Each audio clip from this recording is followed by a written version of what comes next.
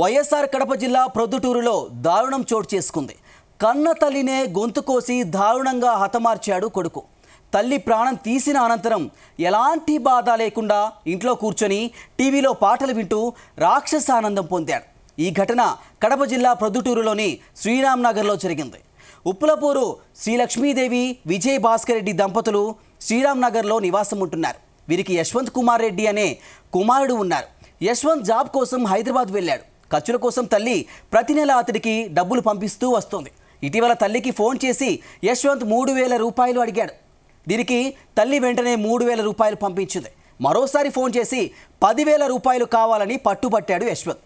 డబ్బులు ఇవ్వకపోతే తల్లిపై కోపంతో హైదరాబాద్ నుంచి ప్రొద్దుటూరులోని ఇంటికి వచ్చాడు. తల్లిపై దాడి చేశాడు. ఆ తర్వాత కూరగాయల కత్తితో తల్లి గొంతు కోశాడు. రక్తపు మడుగులో కొట్టుమిట్టాడుతున్న తల్లిని ఈడ్చుకుంటూ వచ్చి బయటపడేశాడు. ఆపై తలుపులు వేసుకొని ఇంట్లో దర్జాగా టీవీ చూస్తూ కూర్చున్నాడు. దీనిపై కేసు నమోదు చేసి పోలీసులు దర్యాప్తు చేస్తున్నారు.